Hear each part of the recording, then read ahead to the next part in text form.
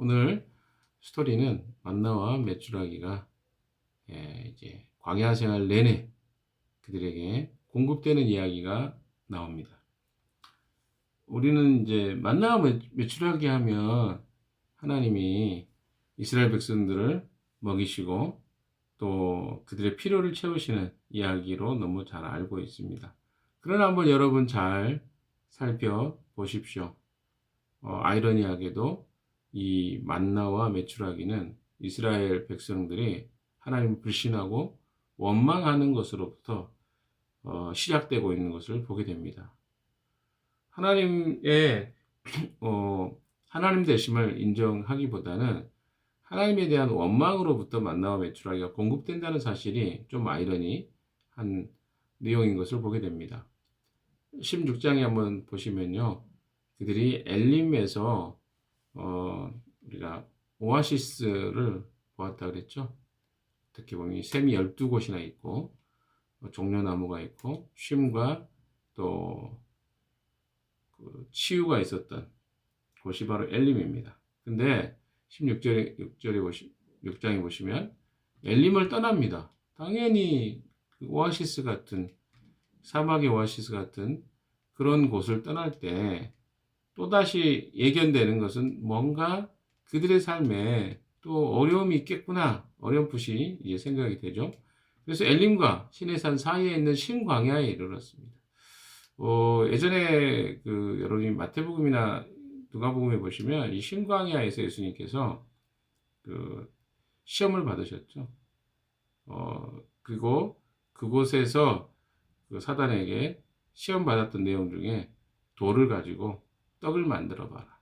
만나를 만들어 봐라. 이런 거죠. 배고프신 예수님에게 시험 받았던 것이 이 신광야 아닙니까? 여기에 다다른 거죠. 그리고 거기에 먹을 것이 없죠. 예수님도 40일 동안 거기에 금식하셨다고 하지 않습니까? 그 땅에 나와가지고 200만 명이 어떻습니까? 또 신광야에 들어섰습니다. 근데 날짜를 보시면요. 둘째 달 보름이 되던 날이다. 둘째 달 보름이 되던 날이 언제일까요? 정확히 이스라엘 백성이 출애굽하고 한 달 정도 된 기간입니다. 왜? 첫째 달 보름에 6월절 절기를 지키고 나왔지 않습니까? 거의 한 달 되는 시간입니다. 한 달 동안 이스라엘 백성들은요, 참 많은 일을 겪었습니다. 그들은 노예 생활이 그들의 삶의 전부였던 사람들인데, 그들이 하나님의 자녀가 되어서 한 달 정도 지났죠.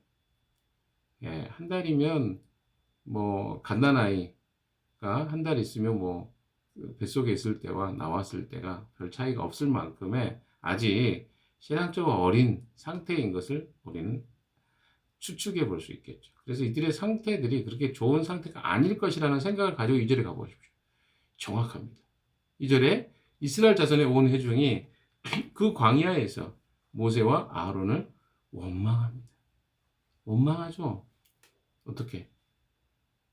이스라엘 백성이 먹는 게 없으니까.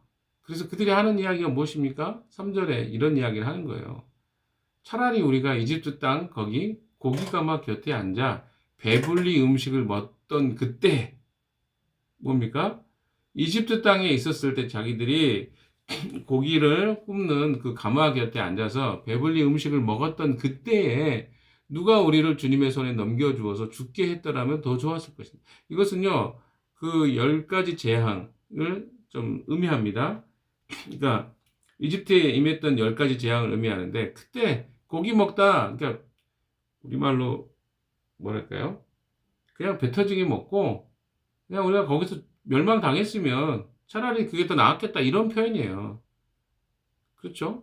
주님의 손에 넘겨주어서 그때 우리도 재앙 때문에 죽게 되었더라면 더 좋았을 뻔했다. 그런데 당신들은 지금 우리를 광야로 끌고 나와서 이 모든 회중을 다 굶어 죽게 하고 있습니다. 원망의 그 내용이 너무나 셉니다. 하나님이 그들을 구원하신 것 전체를 부정하는 것이죠. 근데 이 표현이 진짜 그러고 싶다는 말은 아닐 겁니다. 왜냐하면 지금 그들이 그만큼 힘들다는 표현을 이렇게 하고 있어요.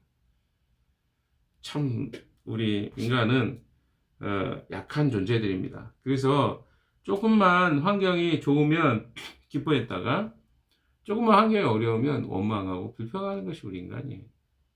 그게 인간의 속성입니다. 하나님을 떠나버린 인간의 속성들이죠. 지금 이들이 하고 있는 말이 어떤 의미인지도 모르고 그들은 그냥 내뱉고 있는 것이죠. 마음의 생각을 내뱉은 거예요. 근데 한두 명이 그랬겠어요? 엄청나게 많은 사람들이 이 말을 했다는 것이죠. 그래서 그 말씀을, 그 이야기를 우리가 투정하고 원망하는 이야기를 하나님께서 들으신 것입니다. 4절 보십시오. 4절 같이 읽어봅시다. 주님께서 모세에게 말씀하셨다. 너희가 먹을 것을 하늘에서 비처럼 내려줄 테니 백성이 날마다 나가서 그날 먹을 만큼 거두어 드리게 하여라. 이렇게 하여 그들이 나의 지시를 따르는지 따르지 않는지 시험하여 보겠다. 여기 표현에 시험하여 보겠다. 지금 시험이라는 단어가 계속 나옵니다. 하나님은 지금 관심이 어디 있어요? 이스라엘 백성과 하나님의 관심이 좀 다른 것 같아요. 하나님 백성은 이스라엘 백성들이 하나님 백성이 되고 하나님을 알아가고 닮아가는 것이 목적입니다. 그래서 이 과정을 통해서 이들이 정말 내 백성인지 왜? 그 10가지 기적을 행했습니다. 홍해의 기적을 행했습니다. 그리고 또 마실 물을 마라의 쓴물을 회복시켜서 그들이 먹고 마실 수 있는 것들을 제공해 줬습니다. 다 제공해 줬어요. 근데 여전히 어떻습니까? 이스라엘 백성들은 하나님이 어떤 분인가를 온전히 이해하지 못했습니다. 그러니까 하나님에 대한 이야기는 알아요. 그러나 하나님이 정말 자기들의 삶 속에 문제들까지 해결해 줄 수 있는 그런 분이라는 생각은 못합니다. 또한 그들 안에는 어떤 생각이 있습니까? 하나님의 말씀 속에 굉장히 뼈가 있어요. 무슨 말입니까? 이건 신명기 8장에도 나오는 이야기입니다. 그러니까 너희들의 말 속에는 먹을 거, 마실 거 해결해 주면 하나님을 더 잘 믿을 수 있을 것이라고 너희들이 주장하지만 사실은 본질적으로 너희들은 하나님을 그렇게 하나님으로 인정할 수 있는 존재들이 아니라는 거예요. 여기도 그렇게 나오지 않습니까? 그날 먹을 만큼 거둬들이게 하리라. 그날의 것들 하나님 책임져 주시겠다 그래요.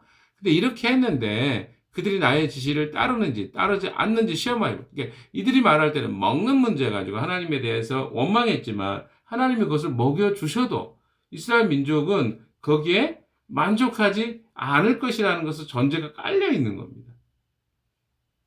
그러니까 무슨 말이에요? 사람들이 지금 원망하는 것은 차라리 이 먹을 것 문제는 오히려 이집트가 더 나았다는 거예요. 사람들 생각은.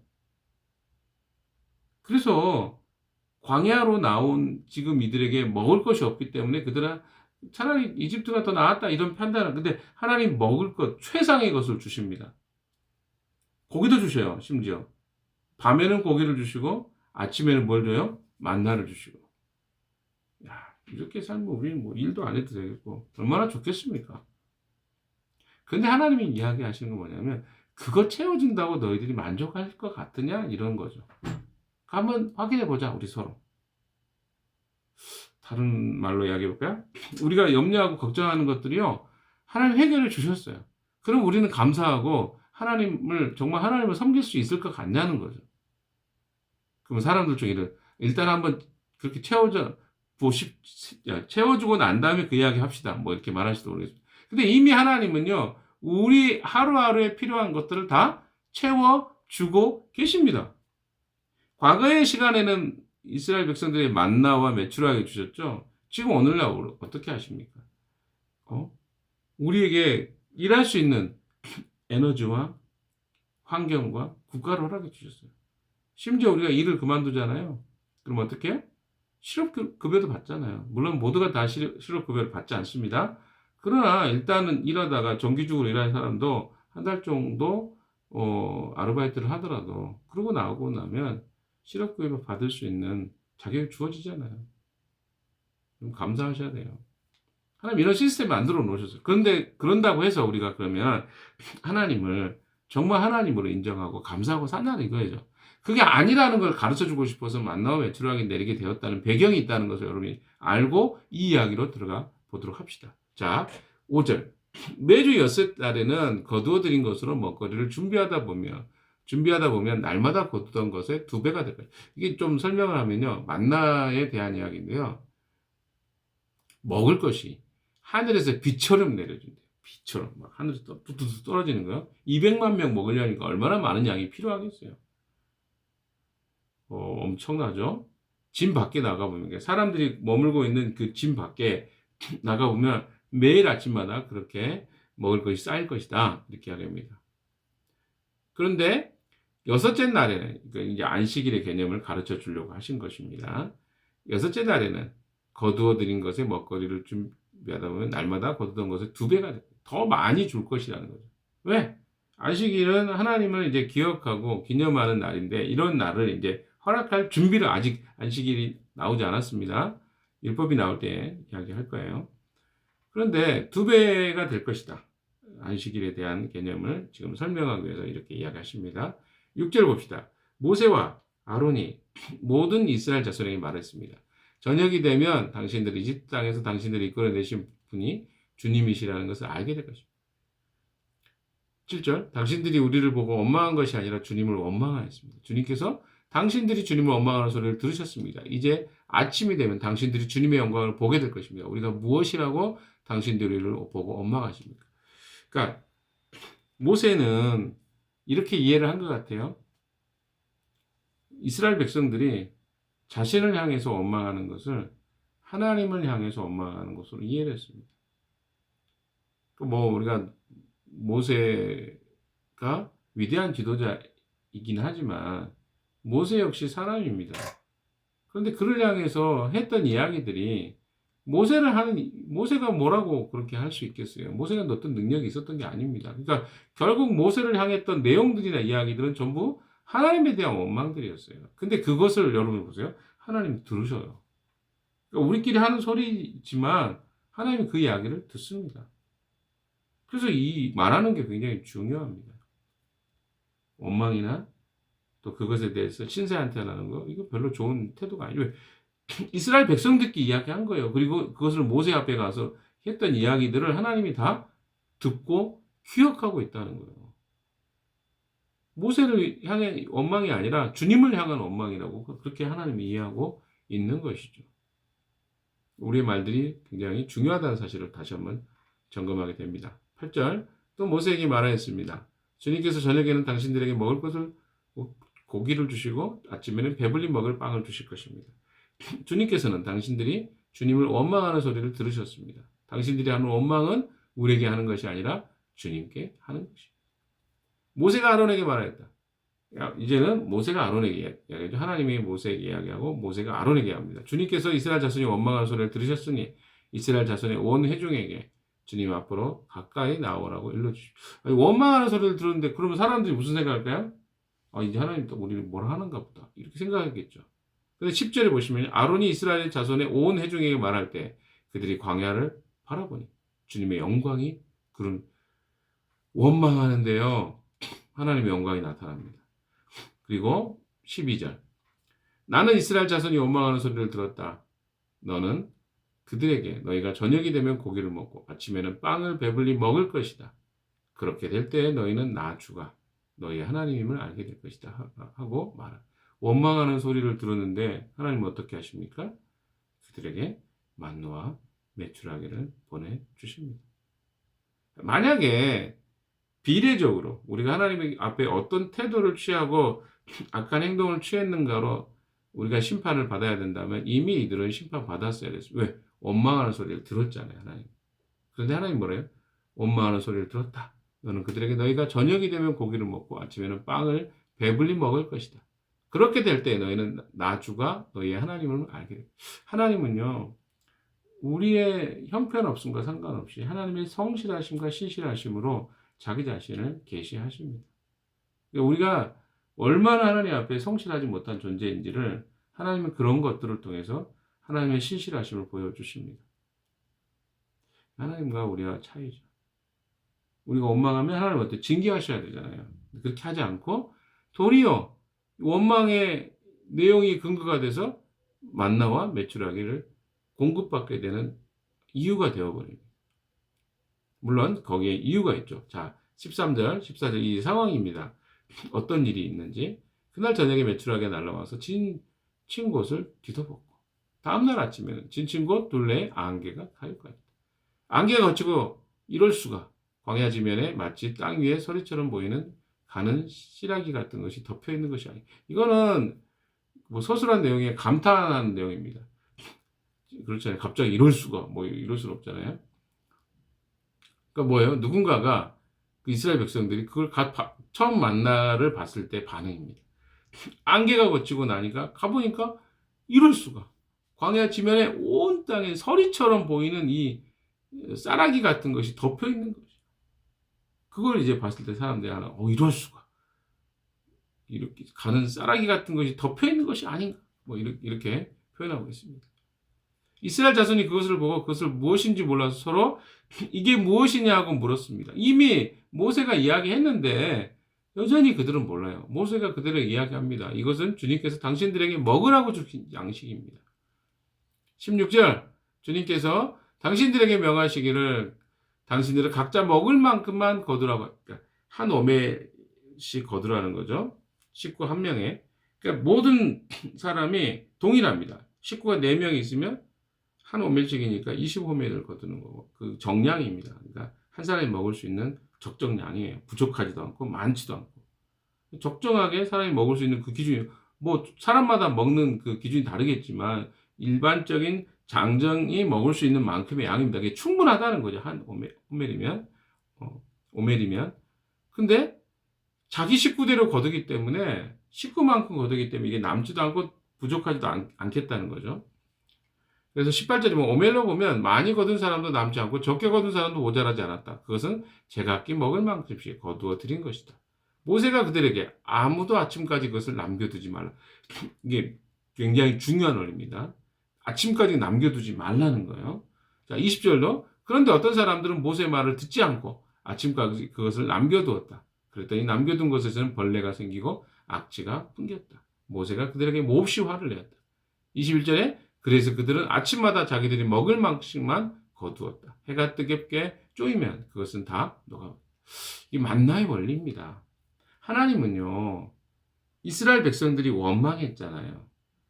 근데 원망하는 것을 하나님이 안 하면 좋죠. 그러나 그들이 필요에 대해서 원망하는 것을 하나님 책망하지는 않으셨어요. 예를 들어서 보십시오. 그들이 어떤 필요가 있었습니까? 아니 200만 명이 3일 동안 광야에서 어때요? 물을 못 마셨어요. 그거 원망합니다. 그때 하나님 어떻게 하셔요? 공급해 주시죠. 지금 또 엘림을 떠나서 또 신광야에 들어와서 배고픕니다. 먹을 게 없어요. 또 원망하죠. 근데 하나님 어떻게 해요? 고기 먹는 거 원망하고 고기 먹었던 거 원망하고 지금 고기를 못 먹으니까 또 배불리 먹었던 거 원망하는데 하나님이 그것에 대해 책망하지 않고 오히려 그들에게 먹을 것을 충분히 주십니다. 왜? 필요니까. 이건 반드시 필요한 거니까. 그러니까 필요한 것에 대해서 하나님 앞에 우리가 구하는 거 잘못된 거 아닙니다. 문제는 뭡니까? 욕심대로 구하는 거예요. 여러분 이들이 더 많이 가져갔던 이유가 뭘까요? 분명히 오멜로 되어보면 많이 거둔 사람 남지 않고 적게 거둔 사람 모자라지. 왜? 아니 가정이 두 가정이면 두 오멜 그죠? 두 오멜이겠죠? 그러면 4명이면 어때요? 4오멜이겠죠. 그럼 많이 가져가는 거잖아요. 그러나 인구수로 대비해 보면 먹을 만큼 가져간 거예요. 그리고 어떻게 합니까? 그것을 남겨두지 말라는 겁니까? 먹을 만큼만 가져가서 쟁여두지 말라는 거예요. 너희들이 필요만큼 가져가라. 그런데 거기에 꼭 어떤 사람이 있습니까? 쟁여두는 습관이 있는 사람이 있죠. 무슨 다람쥐도 아니고. 그래서 어때요? 안에다 자기가 먹을 것 이상의 것을 또 남겨 놓는 거죠. 자기가 계산하는 거죠. 혹시 지금 하나님이 이 만나를 주시지만 내일 만나 주신다는 보장이 어디 있어? 자기의 인식의 한계 속에 노예 근성이죠. 그러다 보니까 어때요? 남겨두는 거예요. 하나님은 오늘 필요한 것을 오늘 책임져 주시고 공급해 주시겠다고 지금 말씀하고 있는 것입니다. 그런데 여전히 우리 안에 뭐요? 하나님 그거는 그거고요. 나중에 또 제가 알아서 살아야 될 때가 있지. 이렇게 생각하는 거죠. 아직 그 애굽에 살았던 노예 근성이 바뀌지 않은 것입니다. 모세가 그 이야기를 하는 거예요. 아침까지 그대로 두지 말아라. 하나님은 내일 먹을 건 내일 책임져 주실 거예요. 그리고 안식일 날 전에는 하나님이 또 이틀분 주실 거니까 걱정하지 말아라. 이렇게 한 거예요. 그 사람들 어떻게 해요? 그걸 잘 따르지 않았다는 것입니다. 그러나 여러분, 만나의 원리가 있습니다. 과거에서 제가 이런 만나의 원리에 대한 이야기 많이 해줬는데, 우리가 때로는요, 인생의 삶에서 사람마다 다 수입이나 조건이 달라요. 그래서 내가 혼자 사는데 일반적인 가정보다 내가 수입이 많은 경우도 있고, 또 어때요? 일반 가정인데 가족 수는 많은데 수입이 적은 경우도 있습니다. 그럼 우리가 이런 생각을 해야 되지 않을까요? 내가 굳이 욕심으로 내 것을 다 챙겨가지고 오히려 어려움 겪고 있는 가족 수만큼의 그 필요가 없는 사람들이 있음에도 불구하고 자기 것만 돌아보고 자기 것 챙기지 말라는 말이 아니지. 이건 기본적으로 자기의 필요를 하나님 채우시는 분이에요. 근데 그 과다한 수입이나 혹은 그 이상의 어떤 욕심으로 약이 되는 것들을 내가 쟁여두려고 하는 어떤 속성이 우리에게 있기 때문에 그렇습니다. 그래서 그것을 어려운 사람들에게 나누는 것은요, 특히 공동체 안에 그런 것은 하나님의 그 일하시는 방법입니다. 그래서 제가 예전에 중국에서 그런 일이 많이 했습니다. 단기 선교, 뭐 단기 선교는 아니고 자비량으로 왔던 집들이 우리가 1,000만 원의 재정이 필요했는데 1,000만 원 훨씬 넘게 후원을 받았어요. 근데 그거를 나중에 잘 저축해 뒀다가 한국으로 가져가려고 하는 사람이 있더라고요. 제가 그걸 야단쳤어요. 왜? 야, 너에게 이 기간에 1,000만 원이 필요해서 하나님이 1,000만 원의 수입을 너희 필요잖아. 필요만큼 주셨으면 필요가 넘는 것은 나누라고 주신 거야. 근데 거기에는 부족한 사람이 있었거든요. 근데 그렇게 하면 되는데 사람이 뭐예요? 이 필요를 넘치도록 받았기 때문에 이거 나중을 위해서 또 쓰려고 이걸 챙겨서 가겠다는 거예요. 만나의 원리에서는요, 그 필요의 목적에 맞게 되어진 것을요, 그 필요대로 쓰면 됩니다. 그 나중에 필요는 나중에 또 하나님이 채우실 거예요. 이게 믿음으로 사는 방식이에요. 물론, 우리의 어떤 미래를 준비하는 측면에서 우리가 아무 계획 없이 살라는 말이 아닙니다. 그러나 그 이상의 욕심의 것들을요, 나누는 것은 하나님의 원리와 법칙에 합당하다고 저는 생각합니다. 사랑하는 여러분, 여러분 자신을 잘 돌아다 보십시오. 내가 얼마나 욕망으로 살고 있는지. 그 욕망이 넘치면요, 그건 다 부패하고 다 녹아버리는 것들입니다. 굳이 그렇게 살지 마십시오. 필요가 있거나 부족함이 있을 때 함께 나누십시오. 그럼 나중에 또 그 사람이 남으면 또 나누게 되는 것이 원리입니다. 사랑하는 여러분, 만나의 원리를 기억하십시오. 하나님은 오늘 필요한 은혜를 오늘 우리에게 베풀어 주십니다. 내일 필요한 은혜는요, 내일 주실 것입니다. 그래서 내일을 위해서 내가 쌓아두고 나의 욕망과 욕구를 위해서 그것을 준비하는 것이 하나님의 뜻이 아니라는 사실을 기억하시고, 혹시 도움이 필요한데 내가 나누지 못했던 것들이 있다면 이 만나의 원리를 잘 기억하시고 작정도 해보시고 또 도움이 필요한 사람에게 나누는 것도 저는 필요하다고 생각합니다. 이 말씀이 여러분의 삶에 적용되는 하루 되시기를 주님의 이름으로 축원합니다. 기도합시다.